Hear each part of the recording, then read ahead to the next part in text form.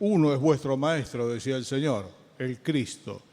Todos aquellos que trabajamos en el área de la enseñanza, en la iglesia, ya sea con los hermanos, con jóvenes o con chicos, cuando uno busca un referente de cómo es un maestro, hay que mirar al Señor. Nadie enseña mejor que Él. Nadie enseña mejor que Él. Yo tuve la oportunidad de leer a muchos, escuchar a otros tantos. Nadie enseña mejor que el Señor Jesús. Como maestro, el Señor utilizó distintos métodos. Comenzamos a ver en el jueves pasado que utilizó un método de enseñanza. A veces utilizó parábolas. Las parábolas son una forma indirecta de enseñar algo, que lo hace al otro venir a preguntar de qué se trata. Él les contó la parábola del sembrador, no la entendieron, les preguntó aparte y se lo explicó. Otras veces habló abiertamente. Al Señor se le entiende claramente. Esto es fundamental en todo aquel que quiera hacer una tarea de enseñanza, que la gente entienda. Por sobre todas las cosas, que la persona entienda. El Señor era sencillo y profundo. Nosotros a veces somos superficiales y complejos. A veces qué bien que habló el hermano, bueno, no entendió nada, no le quedó nada, no sirvió. El Señor era muy claro, muy concreto, acertado. Acá lo que el Señor utiliza es una clase de sermón. En Juan capítulo 13, que es el sermón visto. Alguien dijo una vez, me gustan más los sermones vistos que los sermones escuchados. Muchas veces el Señor enseñó a través de la palabra, pero en esta ocasión Él quiso utilizar un método de enseñanza que es a través de hechos. ¿Qué hechos? El de levantarse en aquella noche tan especial, donde se había preparado el lugar alto y demás. Cuando nadie lo imaginaba, a nadie se le cruzaba por la cabeza, el Señor se sacó el manto, se ciñó una toalla y comenzó a lavar los pies de los discípulos. Bueno, ya vimos que muchos no entendían, muchos no se lo esperarían. Y yo siempre pienso, hermano, por lo menos a mí no se me hubiese cruzado nunca por la cabeza de que había que hacer esa tarea, porque la tarea había que hacerla y como se nos dijo, la hacía el esclavo de la casa. Como la casa era prestada, no había esclavo. Y todo el mundo se habrá acomodado en la mesa, que de paso quiero decir que no es la mesa como la que tenemos nosotros en casa. Cuando uno mira la pintura de Da Vinci de la Última Cena, bueno, hay un error importantísimo. La gente está sentada en una mesa como la que tenemos nosotros. En la época del Señor, la gente para comer tenía una especie de reclinatorio. Por eso vamos a ver que en un momento Juan está cerca del Señor y se acerca. Estaban como acostados, semiacostados, y así comían. No era la mesa más o menos de 80 centímetros con sillas al costado. Entonces, en una ocasión así, cada uno ocupó su lugar, pero nadie pensó, ¿quién va a lavar los pies? La mayoría habrá pensado, bueno, vendrá alguno también y nos lavará los pies. Qué sorpresa cuando el que va a lavar los pies es el Señor. Y se levanta, a tal punto que Pedro se opone, dice, no, esto no puede ser. Habrá pensado, ¿por qué no se me ocurrió antes, no? Bueno, porque no se nos hubiese ocurrido a ninguno. El Señor en ese día utilizó este método de enseñanza, que son los sermones vistos. Son más eficaces que los sermones escuchados. Nosotros hemos escuchado muchos sermones o mensajes de enseñanza, pero las cosas que hemos visto y oído, como decían los apóstoles, no las podemos olvidar nunca, jamás. Dios ha permitido en nuestra vida atravesar situaciones y habernos mostrado a través de determinadas hechos y situaciones enseñanzas que nosotros no vamos a olvidar nunca más. En ocasiones haber sido asistidos por el Señor de una manera tal que aquel pasaje que dice, he aquí estoy con vosotros todos los días, en nosotros hizo carne. Una cosa es saber sobre la oración y otra cosa es haber vivenciado el socorro de Dios a través de la oración. Muchas veces el Señor nos lleva al taller, por así decirlo, ¿no? Los que estudiamos industrial, a la mañana teníamos teoría, a la tarde teníamos taller. Había que ponerse a hacer lo que habíamos aprendido. Utilizó este método. Ahora, ¿por qué el Señor utilizó este método? ¿A qué viene que el Señor se haya levantado, se haya quitado el manto, se haya ceñido la toalla y haya empezado a lavar los pies de los discípulos? Bueno, hermano, todo tiene un porqué. Cuando leemos los otros evangelios, que son complementarios, no son iguales, los evangelios no son una copia uno del otro, son distintos.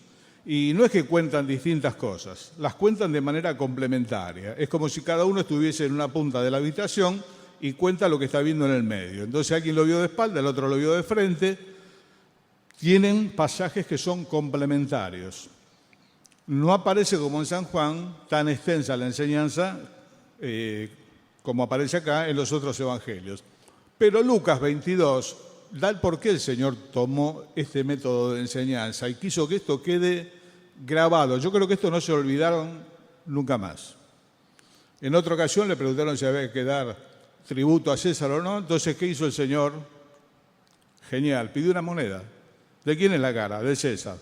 A César lo que es de César, a Dios lo que es de Dios. No se olvidaron nunca más. En otra ocasión, cuando trajeron a aquella mujer para apedrearla, toda una situación, el Señor escribía en tierra, prácticamente no levantaba la vista, dijo que el que estuviese libre de pecado sea el primero en tirar la piedra, y esa lección jamás se la habrán olvidado hasta el día que se murieron. Se habrán dado cuenta que nadie está capacitado para condenar a otro porque su mismo pecado lo sentencia a él también. El Señor más de una vez echó mano a este recurso. Ahora, ¿por qué a este en particular? De sacarse el manto, ceñirse una toalla, tomar el lugar del esclavo. En Lucas 22, que relata el hecho también, dice que hubo entre ellos una discusión. Estaban discutiendo en la mesa y si bien a lo mejor lo harían así como entre dos o tres y no llegaba hasta los oídos del Señor, obviamente el Señor sabía de qué estaban hablando. ¿De qué estaban hablando? ¿De quién iba a ser el mayor cuando el Señor no estuviese? El Señor había anunciado su muerte más de una vez. Y ellos ya estaban en una noche tan especial para estar al lado del Señor, estar orando con Él. No sé qué actitud hubiésemos tomado si hubiésemos estado en ese lugar, pero ellos estaban discutiendo quién iba a mandar cuando el Señor no estuviese. ¿Quién era el segundo? Primero es el Señor, pero ¿quién es el segundo a cargo? Bueno, soy Pedro, Juan, ¿quién? Entonces, como el Señor escuchó que estaban discutiendo de estas cosas, tomó esta forma de enseñar, para que no se lo olviden nunca más. Y les digo, ustedes me llaman maestro y señor, y dicen bien porque lo soy. Si yo, el Señor y el maestro, se la dio vuelta como corresponde, el Señor es maestro y señor, pero el Señor primero es Señor y después es maestro. Si yo, el Señor y el maestro, hice estas cosas, ustedes tienen que hacer lo mismo. ¿Cómo se habrán quedado? ¿Cómo te hubieses quedado vos esa noche ahí en el cenáculo? Primero que te haya lavado los pies, como se dijo, se le lavó los pies a Judas también. Y después recibir esta enseñanza. Bueno, esto no se olvida nunca más. Es una lección de humildad, porque en el reino de Dios las cosas son al revés que en el reino de los hombres. En Lucas 22 el Señor dijo, los gobernadores se enseñorean de las naciones, se sirven de las naciones hasta esquilmarlas. A veces hay dictaduras muy ricas y la gente muy pobre. No, el mayor va a ser como el que sirve, dijo el Señor. El reino funciona al revés. Acá el mayor es como el que sirve. Esa es la idea. Una lección de humildad, de servicio humilde. Jorge Copayo solía decir que los enanos no tenían problema, pasaban por cualquier puerta porque eran enanos. Los que tienen problemas son la gente de estatura, se tiene que agachar, si no, no pasa, pega la frente contra el dintel. Y él decía que los enanos espirituales no tienen problema, pasan por todos lados, no se agachan nunca y ni bien pueden, se ponen así en punta de pie para parecer más altos. Hermano, acá el que se agacha es el que tiene estatura. Por eso el Señor se agacha. ¿Por qué el Señor se agacha? Porque el Señor tiene estatura. Y dice el texto, sabiendo de dónde había salido y a dónde iba, se sacó el manto. Nosotros a veces nos agarramos de nuestra ropita, del cargo que nos hayan dado en la iglesia y no lo soltamos por nada. A veces todavía nos confunden con quién. No, hermano, el Señor sabía de dónde había salido, sabía quién era, sabía dónde iba. No tiene ningún problema en sacarse el manto y que alguno entre y lo confunda con el esclavo. No tiene ningún problema. Nosotros tenemos muchos problemas. De hecho, en 2000 años de cristianismo casi siempre se peleó por lo mismo. ¿Quién es la voz cantante? ¿Qué proyectos se van a hacer en la iglesia? Hacemos como quiero yo, hacemos como querés vos, y esas cosas han dividido un montón de iglesias. Los personalismos. Y el Señor lo que quiso enseñar es que tenemos que servirnos de esa manera unos a otros. Así tienen que hacer ustedes unos a otros. Algunos hermanos, grupos de hermanos, se les llama los lavapiés, porque ellos literalmente practican esto. Se lavan los pies unos a otros y, bueno, lo han tomado en forma literal. Y después hay un grupo de hermanos que también hace esto, con gente de escasos recursos, y después les regalan zapatillas y les predican el Evangelio. Está bien, pero la enseñanza va más allá. No pasa por lavarle los pies al otro. Normalmente nosotros nos bañamos en casa y no, ya está, no hace falta. Lo que está hablando es de que tenemos que servir humildemente a nuestro hermano como si fuésemos sus siervos. Hay un pasaje que está en 2 Corintios 4, verso 5, y es muy llamativo. Dice el apóstol Pablo: no nos predicamos a nosotros mismos. Capítulo 4, verso 5. Porque no nos predicamos a nosotros mismos, sino a Jesucristo como Señor, y a nosotros como vuestros siervos por amor de Jesús. Yo soy siervo del Señor. Ahí viene el siervo del Señor. Hermano, es el título más grande que un ser humano pueda llevar en la tierra. Siervo o sierva de Dios. Pastores cualquiera, diáconos cualquiera, por un sinfín de razones que no tienen que ver con la natural. Se puede llegar por un montón de motivos. Ser un siervo de Dios, ser una sierva de Dios, es totalmente otra cosa. No se compra, no te lo puede dar nadie, sino el Padre que está en el cielo. La gracia de haber servido a los hermanos. Bueno, yo soy un siervo de Dios. Hermano, acá dice que somos siervos de los hermanos. Somos siervos de los hermanos. Yo soy siervo tuyo para servirte y vos sos siervo mío. Dijo Caín muy enojado: ¿soy yo acaso guardia de mi hermano? Sí, sos guardia de tu hermano.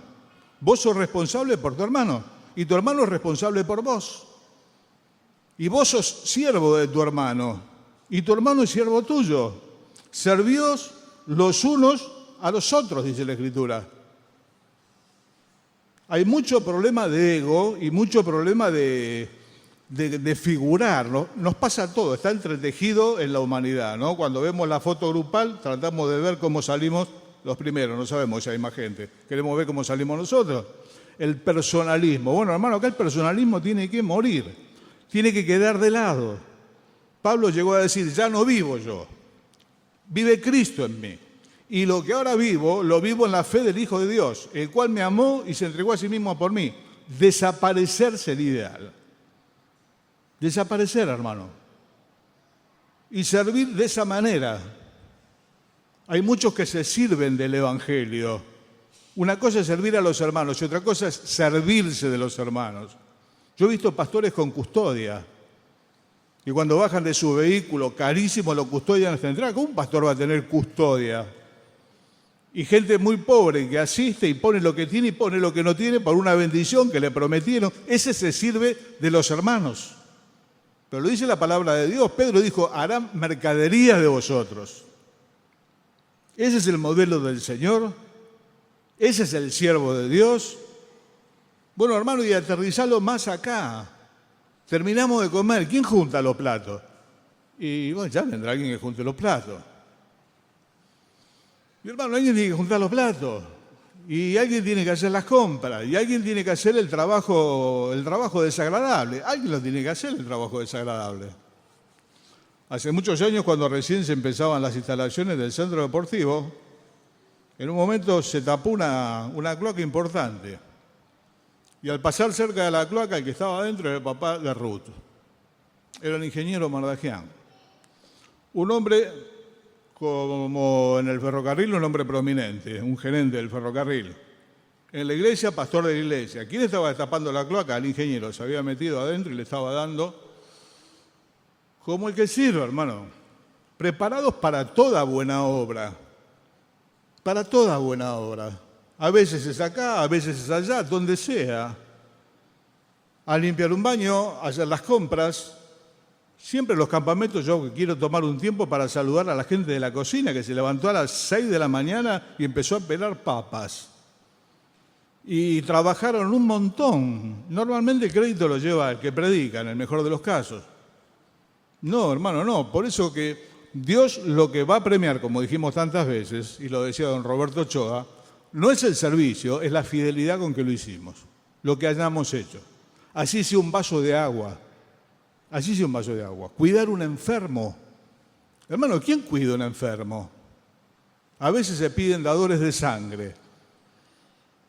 Y bueno, motivo, otro. Cuidar a un enfermo es estar toda la noche despierto al lado del enfermo. Y bueno, le pagamos a alguien, che, que lo cuide a alguien. ¿Quién recibe en la casa? Y le juntamos unos pesos y le pagamos el hotel. Eso ha pasado a veces con siervos de Dios que han venido de otra provincia. Acá, bueno, lo ubicamos en un hotel. No, hermano, tiene que estar en familia, en la familia de Dios. ¿En la casa de quién va a estar? Por eso esta enseñanza es tan importante. No es cuestión de lavarse los pies. Yo confío que estamos todos bañados. Acá el asunto es agacharse. Agacharse, hermano, agacharse. ¿Con qué nos pueden confundir? ¿Con un cualquiera? Bueno, listo, ya está.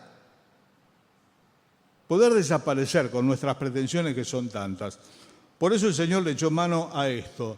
No nos predicamos a nosotros mismos, sino a Jesucristo como Señor. Y nosotros, vuestros siervos, por amor de Jesucristo. No te olvides, hermano.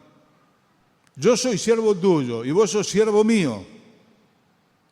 Si bien algunos de nosotros tenemos un rol de gobierno, de lo que sea, en el fondo lo que somos servidores.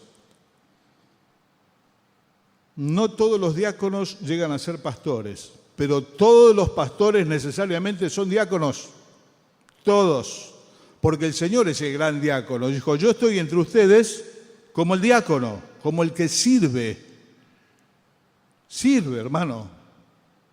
Junta las mesas. Los primeros domingos tenemos almuerzos fraternales. Mucha gente, muchas mesas. Muchas veces termina de comer y yo, bueno, ya está, el pájaro que comió voló. Hay que juntar la mesa, hay que juntar una cantidad descartable, lo del piso, un montón. Y casi siempre hay un grupo de hermanos esforzados que es el que se queda, es el que viene con la bandeja. Y yo estoy para otra cosa. Hermano, nosotros estamos para todas las cosas. Para todas las cosas. Una vez hablaba con un hermano, me dice, yo tengo el ministerio de enseñanza, me empezó a explicar. Me dice, ¿y vos cuál tenés? Mira, yo soy médico de guardia. A veces pongo una curita, a veces opero, un suero, pasamos un trapo al piso, apto para toda buena obra. Acá la única figura relevante, hermano, es el Señor. No hay otra cosa. Por eso quiso tomar el mensaje visto, no el oído. Muchas veces les enseñó cosas, pero él quiso que esta no se lo olviden nunca más. Y yo creo que no se la habrán olvidado nunca más, y nosotros tampoco. Consideramos algo de lo que nos quedó del otro día.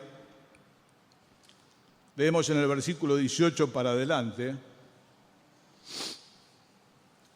El Señor anuncia la traición de Judas. Y dice el verso 18, no hablo de todos vosotros, yo sé a quienes he elegido, mas para que se cumpla la Escritura, el que come pan conmigo levantó contra mí su calcañar, el pie. Desde ahora os lo digo, antes que suceda, para que cuando suceda crean que yo soy. Alguien me va a entregar. Yo sé a quienes he elegido. Entre los que eligió, hermano, eligió a 12. Y entre los que eligió a Judas. Sabiendo perfectamente quién era Judas. Es un caso especial el de Judas, pero yo no podía dejar de pensar que entre todos los convocados, hermano, me eligió a mí y te eligió a vos, de alguna manera, para que estemos allí. Sabiendo exactamente lo que somos, lo que éramos, lo que somos y lo que vamos a hacer. Nosotros para tener un vínculo con alguien queremos conocerlo muy bien primero, sea una sociedad, sea lo que sea, guarda con quién te metes porque no lo conocemos. Noviazgo, que hay que hablar, un casamiento, hay que conocer. El Señor conoce perfectamente lo que hay en el hombre, conoce los pensamientos. Sabía quién era Judas, con todo y con eso hubo un lugar para él. Pero te digo, trayéndolo mucho más acá, hermano, sabías bien quién era vos y quién era yo. ¿Qué cosas le íbamos a dar? Los disgustos que le íbamos a dar. En una ocasión alguien dijo, si Dios sabe todas las cosas, ¿por qué hizo el hombre que iba a fallar? ¿Y vos por qué encargaste hijos? Le dijo al que le preguntaba que tenía 2 chicos. ¿Por qué encargaste hijos? ¿No sabés que tus hijos te pueden abandonar el día de mañana? Pueden no recompensarte. Te pueden llegar a matar. Hay hijos que mataron a los padres. ¿Y por qué tuviste hijos? Por amor. Dios también hizo al hombre por amor. Sabiendo de antemano que se podía rebelar contra él. Lo dice la Biblia. Crié hijos y los engrandecí y ellos se rebelaron contra mí. Dios lo sabe, con todo y con eso quiso. Y hermano, eso a mí me conmueve profundamente, que sabiendo exactamente lo que hay en nosotros haya querido. Esa noche les dijo, en gran manera deseé comer esta Pascua con ustedes. Y cuando uno analiza las personalidades de los apóstoles, y hermano, esto se mantiene hasta el día de hoy, cada domingo el Señor dice, en gran manera, quiero comer con ustedes. Su alegría es con los hijos de los hombres, dice la Biblia. Yo siempre siento lo que sentía Pedro. Apártate de mí, le dijo Pedro, porque soy hombre pecador. Cuando vio aquella pesca, quién era el Señor, como dice, esto no va a andar. Son muchas las veces que se nos cruza por la cabeza nuestra humanidad, la persona del Señor, y que decimos, Señor, esto no va a andar. No. Dios dice, sí, siendo como sos y como vas a ser, que no lo sabés. A veces decimos, no, yo la quiero conocer bien o lo quiero conocer bien. Al esposo o a la esposa. Al esposo o a la esposa no lo vamos a llegar a conocer nunca. Nunca, porque las personas cambiamos. Podrá conocer un poquito el que es ahora. ¿Cómo será en 10 años? No sé, ¿cómo será en 20? Dios lo sabe. Por eso para los novios lo importante es saber que Dios está en eso y que Dios guió, porque Él sí conoce. Pero si nosotros esperamos conocer al otro, es un tiempo perdido. Tenemos que conocer alguna cosa, pero conocerlo lleva toda una vida. Y las personas cambiamos. Con todo y con eso, Él quiso. Cuando éramos enemigos, cuando éramos rebeldes, no es que estábamos haciendo buena letra, estábamos viendo la reunión y estábamos sirviendo. Quiso cuando nadie nos quería, nosotros no éramos amables y Él nos amó. En esto se muestra el amor de Dios para con nosotros, en que siendo aún pecadores, Cristo murió por nosotros, quiso, quiere y quiere hoy, quiere tener parte. Cuando Pedro se negó a la lavatina, el Señor le dijo, si yo no te lavo, no vas a tener parte conmigo. Yo quiero tener parte. Si alguno oye mi voz, le dijo a la iglesia de la Odisea, yo entraré a él, cenaré con él y él conmigo. Dios quiere, hermano. Qué buena noticia. Dios quiere. Dios quiere con nosotros. ¿Cómo? Tal como somos. Ojalá fuésemos perfectos y no pecásemos nunca y no le defraudásemos nunca. Pero no está todavía en esta posibilidad. Con todo y con eso, hermano, el Señor quiere. Yo sé a quiénes elegí. Y Judas era ladrón. Citó la Escritura en el Salmo 41. Alguien va a traicionar. Se los digo para que cuando pase sepan que yo se los dije. Venía preparando. Los discípulos no tenían todo el plan completo como nosotros lo conocemos hoy. Versículo 20, el Señor dice, de cierto os digo, el que recibe al que yo enviare, me recibe a mí. El que me recibe a mí, recibe al que me envió. Habiendo dicho Jesús esto, se conmovió en espíritu y declaró, de cierto os digo, que uno de vosotros me va a entregar. Entonces los discípulos se miraban unos a otros dudando de quién hablaba. Los otros 3 evangelios dicen que los discípulos empezaron a preguntar, ¿seré yo, Señor? ¿Seré yo, Señor? ¿Seré yo? ¿Quién será? Seguramente que es otro. La sospecha mala, ¿de quién se la tiene? Normalmente del otro. Tiene cara de, ¿viste? A mí me pareció, yo ya me la veía venir que tenía cara. No, sos vos. Porque Judas preguntó, ¿soy yo? Tú lo has dicho. Pero qué bueno que preguntarse, ¿no? Y no ponerse a mirar de costado, nada, seguro que para este, ojalá este escuchase, a ver si lo tienen grabado, así después se lo dan a este. A lo mejor me lo tienen que dar a mí. Yo normalmente los mensajes después en la semana es como que rebotan. Yo lo tiro, vuelven, el martes, el miércoles me lo como yo. Esto casi seguro me va a pasar algo de esto. Casi siempre pasa así. Sí, el mensaje es para él, el mensaje es para mí. Y él puede fallar. Yo puedo fallar antes que él. A veces estamos muy seguros de nosotros mismos. Si pensamos, sí, este estaba medio flojito y... Bueno, hermano, que piensa estar firme, mire que no caiga. ¿Seré yo, Señor? Señor, falta bendición. Estamos orando por bendición. Señor, que nos bendiga. ¿Seré yo el problema, hermano? ¿Seré yo? Examinarnos. Examinarnos a nosotros mismos, como dice el tema, el texto. A ver si todavía el estorbo soy yo. Yo estoy pensando que el estorbo son los demás, pues soy yo el estorbo. Señor, ¿seré yo el que te va a entregar? Y cuando lo preguntó Judas, le dijo, ¿soy yo, Rabí? Un detalle, le dijo Rabí, que significa maestro. Judas jamás en los evangelios llamó al Señor Jesucristo Señor. Nunca. Siempre lo llamó maestro o Rabí. Porque nadie puede llamar al Señor Jesús Señor sino por el Espíritu Santo. Judas jamás en los evangelios llamó al Señor Jesús Señor. Lo llamó maestro, lo llamó Rabí. Y en esta ocasión lo vuelve a hacer. Está en los otros evangelios.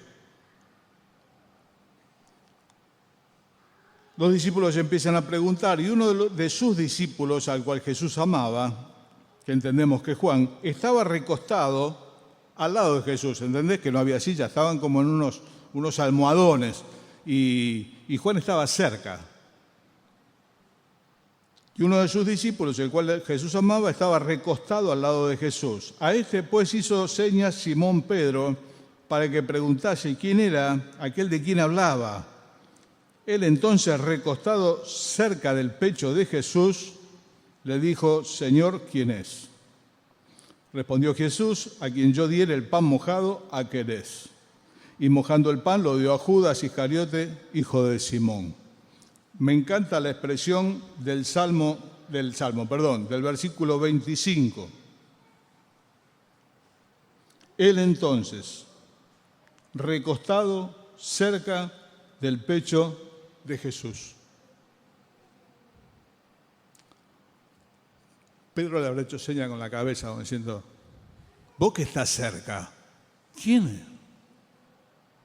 De hecho, Juan, Pedro y Jacobo eran un poco el círculo más íntimo del Señor, pero la expresión, él recostado en el pecho del Señor, muy cerca, muy cerca.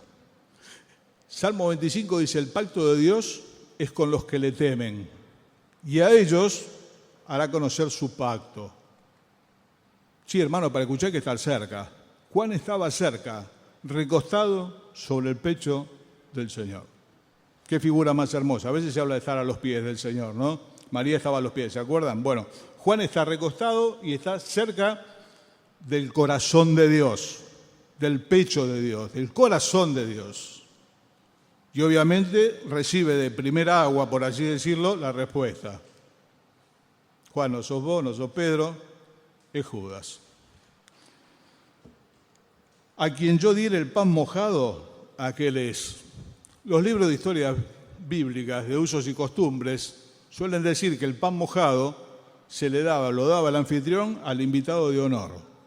Al más importante se le daba el pan mojado en aceite. Y el Señor hasta último momento, y aún después de esto, habrá esperado de Judas tal vez una respuesta. Todavía nos citaba Walter el arresto. Bueno, hay dos relatos. Uno le dice, con un beso entregas a tu maestro. Venía una turba, venían con antorchas. Judas dijo al que yo bese, cuando lo va a besar le dice, con un beso entregas a tu maestro. Está galvanizado Judas. El otro relato le dijo, amigo, ¿a qué vienes? ¿Qué hubiese sentido? Pero dice que luego de comer el bocado, el diablo entró en Judas. Lo relatan los otros evangelios. Después del bocado, Satanás entró en él también. Entonces Jesús le dijo, lo que vas a hacer, hacelo más pronto. Esta es una expresión que siempre la recuerdo cuando hay algún hecho desagradable. Que sea pronto. Que sea pronto. No le demos vuelta. Que sea pronto. Lo que vas a hacer, hacelo pronto. Hay un dicho popular, dice, el mal todo junto, el bien de a poco. El mal todo junto, lo utilizan los gobernantes con el pueblo. El mal todo junto, después el bien va en cuotas, ¿no? Claro, sí viene en cuotas, a veces no llegan. Pero el Señor Jesús dijo, lo que vas a hacer, hacelo pronto. Yo ya estoy listo, mi hora llegó, no le des más vueltas. A veces a la hora de estas cosas, las horas feas, se da vuelta. Vamos a hacerla corta, diríamos nosotros, ¿no? Hagámosla corta, basta, ya está. Estás decidido lo que vas a hacer, hacelo. Listo, no hay vuelta atrás. Ya el diablo había entrado en el corazón de Judas, ya Judas no entendió el pan, después no entendió el amigo a que viene, no entendió el beso, ya. Y dice la expresión del verso 30, cuando él pues hubo tomado el bocado, luego salió y era ya de noche. Qué pasajes, qué versículos. Judas salió y era ya de noche. Ya era tarde. El Señor habló de la noche, dijo, la noche viene, cuando ya nadie puede trabajar. Judas salió, ya era tarde. Es tarde. Ya era tarde para Judas, había agotado las mejores oportunidades, 3 años comiendo con el Señor, saliendo de campañas con el Señor, siendo el tesorero del Señor, llevaba la bolsa y Judas era ladrón, lo dice la Biblia. El Señor aún le confió todas estas cosas. Por lo tanto, llega un momento que ya no hay vuelta atrás. Lo que vas a hacer, hacelo pronto. Y Judas salió y ya era de noche. Ojalá que nunca nos agarre la noche a nosotros en nada, ¿no? Que siempre escuchemos a tiempo. Que no se nos venga la cerrazón. Yo le tengo mucho miedo a la noche. Cuando uno se pone viejo le tiene más miedo. No manejamos de noche en la ruta, ¿no? Todo es más sencillo de día. Pero hay una oscuridad mayor que la oscuridad espiritual. Que la oscuridad espiritual empieza a venir. Hermano, el haber andado bien con el Señor un tiempo y haber caminado bien no significa que vamos a terminar necesariamente bien. Yo le tengo miedo a la noche. No a esta noche, ¿eh? Oramos y salimos a la calle. Yo ni pienso que me van a asaltar, la verdad que nunca se me cruza por la cabeza, será que nunca me asaltaron. No lo pienso. Pero a la otra oscuridad le tengo temor. Los ojos de Elí, aquel sacerdote viejo, dice el texto bíblico, ya se habían oscurecido.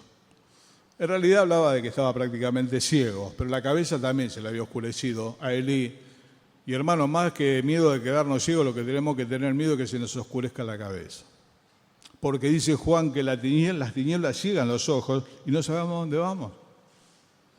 En tantos años, muchos de ustedes también, hemos visto de todo. Hoy cantar, estar en luz, servimos al Señor, hicimos un montón de cosas y mañana se le vino la noche, está en la vereda de enfrente, prácticamente niega al Señor, o con los años se oscureció. Con los años se oscureció. Yo personalmente creo, a veces lo hemos hablado con Walter y con otros colegas, yo creo que los ancianos en algún momento nos tenemos que retirar. Los ojos de Moisés nunca se oscurecieron ni bajó su fortaleza. Son casos excepcionales. Y yo le he pedido a algunos queridos del círculo más íntimo que me lo digan. Che, no me dejen babear en público, cuando se me empieza a caer la baba por acá o tener la bragueta abierta. Che, viejo, fíjate. Porque uno no se da cuenta. Y hermano, peor que estar caído es no darse cuenta que estás caído. Yo vi mucha gente hacer el ridículo en la postrimería de su ministerio. No quisiera. Y si alguno me quiere bien, me lo tiene que decir. Mirá que estás babeando. Estás diciendo lo que no es. Estás haciendo mal. Yo soy el pastor. No tiene nada que ver. Es una función. Tiene requisitos. Y tiene retiro. Por eso siempre tenemos que preocuparnos que haya otras generaciones más jóvenes que vengan atrás. Tal vez Dios nos dé la gracia de Moisés, que nunca se oscurezcan los ojos, que nunca baje la fuerza. He conocido a don Carmelo Rasciati, un viejo era todo dinamita. El italiano así cortito, todo dinamita, servía, iba, venía. A los 65 años se fue a Pilar y allá plantó la escuela y todo lo demás. 65 años. Son casos excepcionales. Mucha gente se oscureció, se dejó estar. Dice el libro de Oseas, a Efraín le nacieron canas y él no se dio cuenta. Extraños consumieron su fuerza y él no lo supo. El espejo nos dice que pasó el tiempo. Efraín no se miraba en el espejo, le crecieron canas, esto es deterioro, la cana es deterioro. Y la falta de fuerza, y él no lo supo, y los demás sí se dan cuenta, hermano, sí que se dan cuenta los demás. Decía un violinista, cuando yo no ensayo un día me doy cuenta. Si no ensayo una semana se da cuenta mi señora. Y si no ensayo un mes se da cuenta el público. Un día yo me doy cuenta, una semana se da cuenta mi señora, un mes se da cuenta el público. Judas salió y ya era de noche, se había venido la noche en la vida de Judas. Judas termina ahorcado, caído, sus entrañas por tierra, se suicida. Bueno, ya vamos cerrando. Verso 33, dice el Señor, hijitos, aún estaré con vosotros un poco. Me buscaréis, pero como dije a los judíos, así os digo ahora a vosotros. A donde yo voy, vosotros no podéis ir. Un mandamiento nuevo os doy, que os améis unos a otros como yo os he amado, que también os améis unos a otros. En esto conocerán todos que son mis discípulos, si tuvieren amor los unos con los otros. Es un problema hablar del amor porque ya está todo dicho. Es el distintivo de los hijos de Dios. Algunos se cuelgan una cruz del cuello, se identifican como cristianos. Otros un pescadito o le ponen el pescadito al auto y dicen, bueno, este es cristiano, es un hermanito, qué mal que maneja, ¿no? Yo no le pongo nada al auto por la duda, si no la gente blasfema contra Dios. El distintivo no es ni el pescadito ni la cruz. El distintivo de los hijos de Dios es el amor de los unos para con los otros. Hermano, el diablo puede imitar todas las cosas, prácticamente todas las cosas. El diablo hace milagros. Y si no, hay que ir a la corte de Faraón con Moisés y Aarón a ver cómo tira la vara y se hace culebra, y vienen los magos de Egipto que no conocen a Dios, tiran varas y se hacen culebras. La magia no es siempre el juego de cartas, hermano, la magia existe y hay magos que vienen de parte del infierno y hacen cosas que dicen, este es el poder de Dios. El anticristo proféticamente dice que le va a infundir aliento a la imagen de la bestia. De un pedazo de piedra va a ser un ser viviente. La gente va a decir, este es Dios. No, no es Dios. El diablo puede imitarlo casi todo. Lo que no puede es amar, porque es homicida desde el principio. Y nosotros no podemos imitar todo ni la cuarta parte, pero en el Señor tenemos la posibilidad de amar cosas que no son amables. No siempre somos amables. A veces dice, fulano es muy amable. ¿Qué quiere decir? Es fácil de amar. Algunos no somos fáciles de amar y hay que hacer un ejercicio. Pero en el Señor se puede hacer, el diablo no lo puede hacer. El diablo se disfraza como ángel de luz y sus ministros también. Hay predicadores que vienen del infierno, no vienen de Dios. Tienen una Biblia bajo el brazo y demás. Sin embargo, no son de Dios. Decía Juan, salieron de nosotros porque no eran de nosotros. Se juntaban, no eran. Pero hermano, nadie puede imitar el amor. Es el distintivo de los hijos de Dios. Que la gente vea cómo nosotros nos amamos unos a otros, nos servimos unos a otros, nos preocupamos unos por otros. Ese es el distintivo de los hijos de Dios. La cruz, bueno, que le pone el pescadito al coche si te animás y bueno, maneja bien si se lo pones, o aquella frase, dice, ¿no? Cristo maneja este auto, un montón de cosas osadas.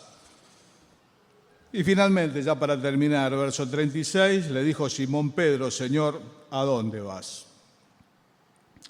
Jesús le respondió, donde yo voy no me podés seguir ahora, más me seguirás después. Le dijo Pedro, Señor, ¿por qué no te puedo seguir ahora? Pedro no entendía todavía, los discípulos no entendían que el Señor iba a morir. Pedro iba a morir después, donde yo voy ahora no me podés seguir, a la cruz conmigo no vas a venir. Y él no entiende, piensa que el Señor va a hacer otro viaje, va a salir. Yo quiero ir con vos. El Señor está hablando, yo voy a la cruz, donde yo voy vos no podés venir conmigo. Y le dice Pedro en el verso 37, ¿por qué no te puedo seguir ahora? Mi vida pondré por ti. Jesús le respondió, tu vida pondrás por mí. De cierto, te digo, no cantará el gallo sin que hayas negado que me conoces 3 veces. Cosa que después se cumplió y dice el texto que Pedro lloró amargamente.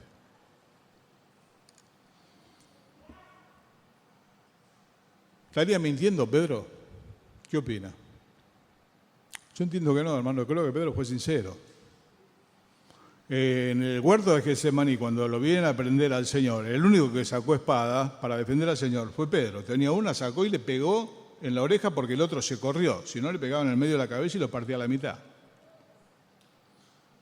Yo creo que Pedro era sincero en lo que decía.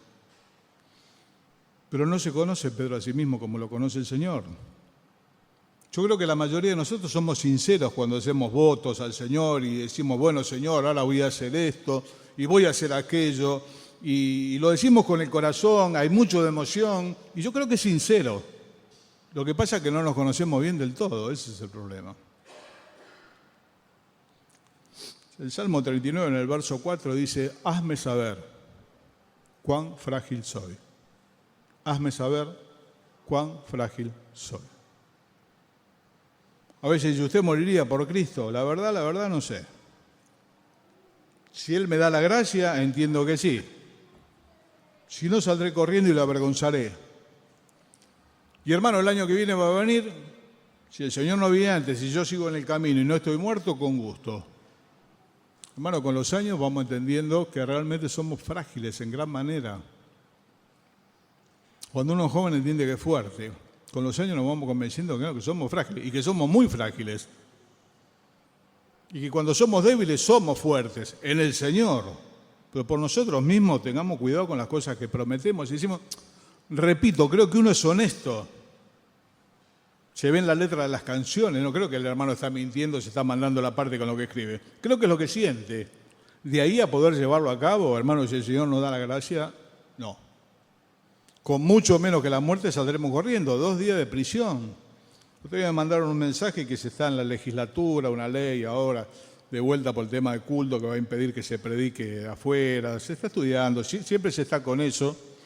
Y bueno, siempre oramos por la libertad y a lo mejor, hermano, lo que venga sea eso. Y Dios lo permita, porque la iglesia nació en controversia, no nació en paz. Nosotros, esta generación, la anterior, encontramos un país cristianizado. Entendía que Cristo era Dios, aunque no lo practique, había una idea y no se combatía. Pero cuando la iglesia nació en medio de gran oposición. La iglesia del Señor siempre fue perseguida. Y tal vez en Argentina, si no es ahora, en 4 años, algún día va a salir la ley. Y algún día habrá que pasar alguna noche preso. Te decía Marcos Vidal que el papá de él era un hombre muy fiel y que en el auto tenía un texto del amor de Dios. Y en aquella época en España no se podía profesar de esta manera. Entonces la policía lo paró y bueno, ahí lo detuvieron un tiempo. ¿Qué hizo el hombre? Sacó el cartel y pintó el coche. Todo el auto lo pintó así con letras, que Dios es fiel, que en Cristo había salvación, y se paseaba con el auto. Y Marcos Vidal mismo dice que en España nosotros llegábamos y sabíamos que teníamos 5 minutos para repartir folletos. A los 5 minutos venía la policía. Y alguna noche había que pasarla, el padre la pasó preso alguna noche. ¿Qué vamos a hacer? La verdad no sé. Espero que Dios nos dé la gracia de estar a la altura. Será para bien, ¿eh? Será para bien. Será para el despertar verdadero de la iglesia, será para bien. Señor, yo voy a la muerte, como creo que es sincero, hermano. Lo que pasa es que no se conoce. Y yo no me conozco del todo tampoco. Por eso muchas veces los fracasos lo que permiten es que nos conozcamos un poquito más a nosotros mismos.